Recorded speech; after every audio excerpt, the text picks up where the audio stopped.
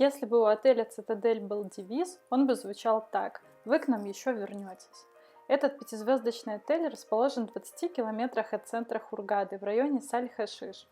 Одной из его особенностей является стены из натуральных коралловых камней. Второй – огромная территория с барами, кафе, несколькими ресторанами, 3 бассейнами и 6 джакузи. В 2018 году отель был выкуплен сетью Пик Альбатрос, после чего стал активно обновляться.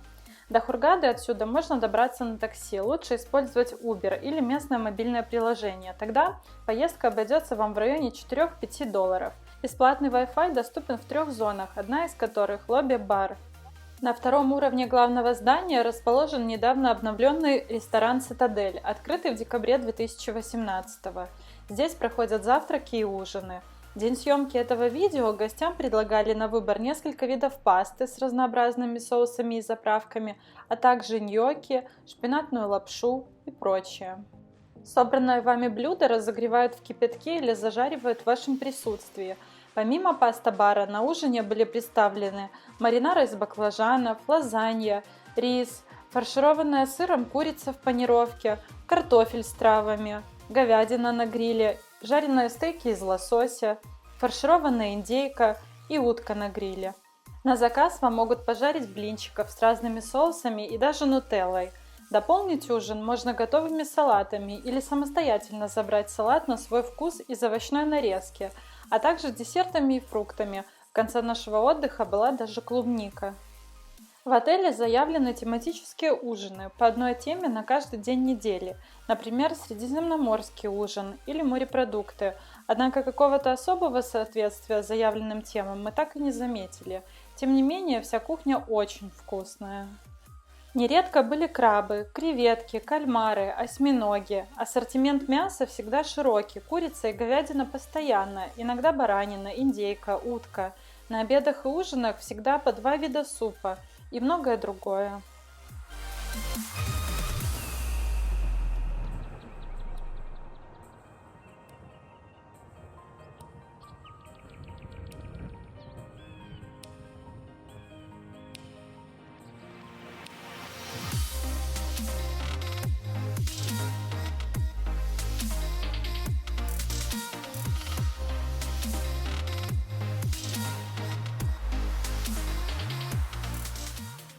Кроме ресторана, на 2-м уровне расположен бар, а спустившись на уровень ниже, вы найдете кофейню, паб с живой музыкой и трансляцией футбола и концертный холл, где в холодное время по вечерам команда анимации проводит вечеринки.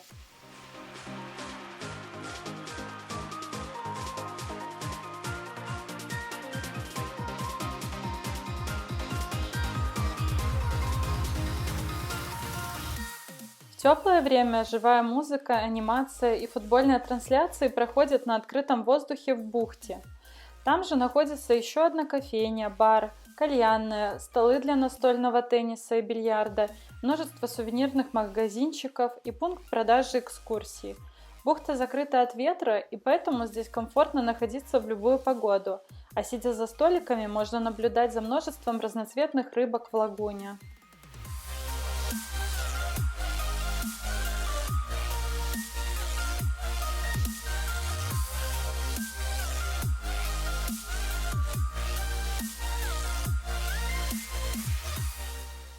С другой стороны расположен ресторан, в котором проходят завтраки и обеды. Ассортимент завтраков в обоих ресторанах одинаковый, а вечером становится одним из ресторанов а-ля карт. Здесь же находится 2-я точка доступа бесплатного Wi-Fi. 3-я точка находится на пляже, примерно возле 5-го корпуса.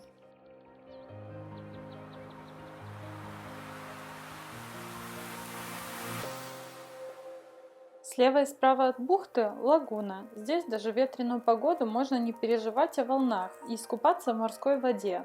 В лагуне плавает много рыбок и водятся крабы, так что вы можете наблюдать за морскими обитателями, даже если вы не фанат снорклинга и дайвинга. В противном случае можете взять в аренду маску и выплыть в открытое море, либо взять уроки дайвинга. Центр при отеле предлагает первые 20 минут обучения бесплатно. Будьте осторожны, дно лагуны выложено чем-то наподобие плит, они скользкие и неровные на стыках, поэтому рекомендуем обувать тапочки для плавания. Общая протяженность пляжа около 1,5 километров. Справа от лагуны он дикий, а слева окультуренный, с зонтиками и шезлонгами. Заходы в воду разделены на зоны огромными камнями. Такие же камни установлены в качестве волнорезов. Расположение отеля таково, что пляжи никак не закрыты от ветра. Шезлонги защищены небольшими заборчиками, но из воды выходить будет довольно холодно. Песочек крупный.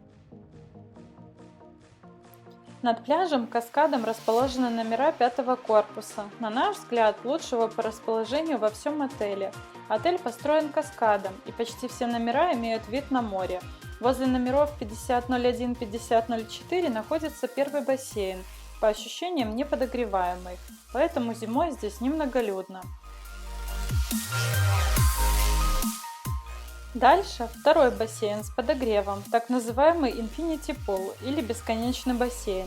Здесь вы можете не только поплавать, но и сделать невероятно красивые фотографии.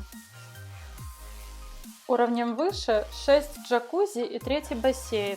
Второй и третий бассейны защищены от ветра, поэтому в ветреную погоду здесь многолюдно.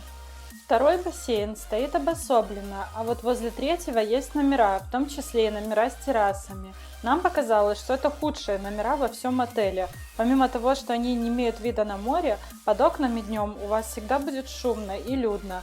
Особый дискомфорт могут доставить окна в полстены прямо в душевой. Закрываются они занавеской, примерно на уровне груди. Если не ошибаюсь, это третий корпус, номера, начинающиеся на 3. Поэтому, если вы получите такой номер, я рекомендую его поменять.